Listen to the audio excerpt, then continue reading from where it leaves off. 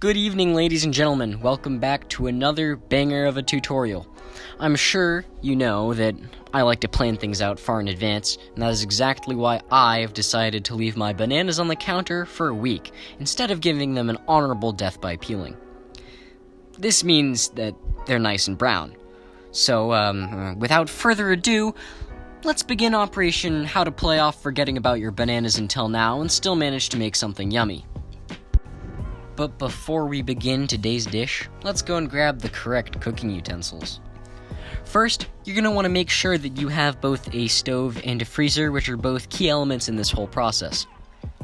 Next, some sticks, preferably for kebabs or popsicles and not just lying around in the backyard. Then you're going to want to go and grab some parchment, 2 round banana receptacles. Finally, you are going to want a pan. The scrumptious dessert we are making today is called a monkey tail, and you've probably had one at an amusement park or carnival, but you can forget those bananas, because what we're making today is without a shred of a doubt going to be more delicious than any of those overpriced chocolate-coated nut-covered carny bananas. And so, with all of that out of the way, let's dive right into this tutorial. First, go ahead and wash your portable sandwich fabricators for a minimum of 2 happy birthdays, because we want our bananas to be a lot of things, but sickening is not one of them. Step 2. Grab those ingredients. So you're going to want 4 to 5 neglected bananas, preferably not too old, but brown is okay. Get some nuts. Feel free to use any kind of nut.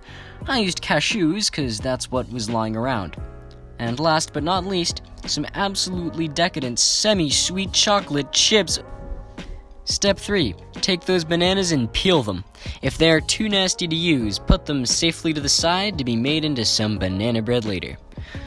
Then chop them in half and shove those sticks deep into those banana halves, and be sure to stick all of the banana detritus into the compost. Next, you are going to want to make some room in your freezer so you can chill this double-decker banana housing to make them easier to handle later on in the process. Step 4. While your bananas are cooling off in your freezer, put a little bit of water in that pan and put it on to boil. Then grab a bowl, fill it up with exactly 7 ounces of chocolate chips, put it on that pan, and boom, you got yourself a double broiler. At this point, you're going to want to turn on the fan and grab the last ingredient. 1/4 cup of 2% organic moo juice, or any milk really, it doesn't matter.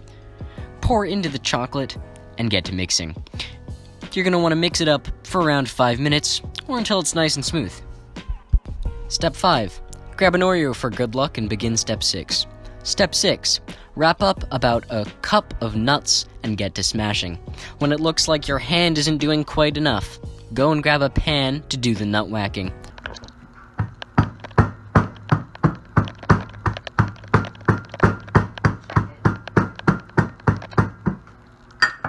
Once you think that you've achieved a sufficient amount of nut cracking, unfold that nut package and see if they are beat up to a satisfactory degree.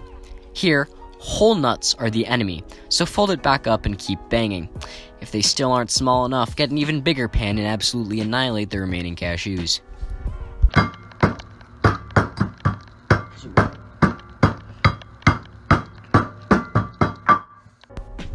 Step 7. Remove the bananas from the freezer and spread the nut crumbs over some parchment and get ready to dunk the bananas in the chocolate mixture.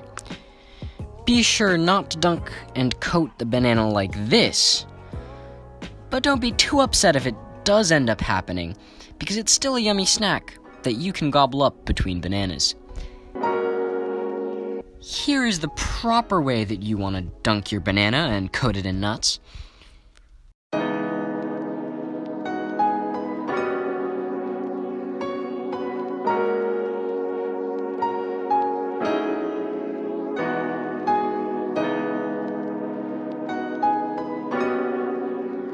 Once all of your bananas are covered or crumbled, put them on a plate covered in parchment and stick it back in the freezer. Once those monkey tails are finished and in the freezer, you're not going to waste any of those nuts. So, you take that remaining chocolate goo and pour it over the remaining nuts. Wrap it up and put that into the freezer as well, right below the bananas. And while you're waiting for your delicious snacks to solidify in the freezer, make sure that you put everything away and clean up before you leave the kitchen. And don't forget to give that gourd a nice pat. But before you leave this video, be sure to give those like and subscribe buttons a pat as well.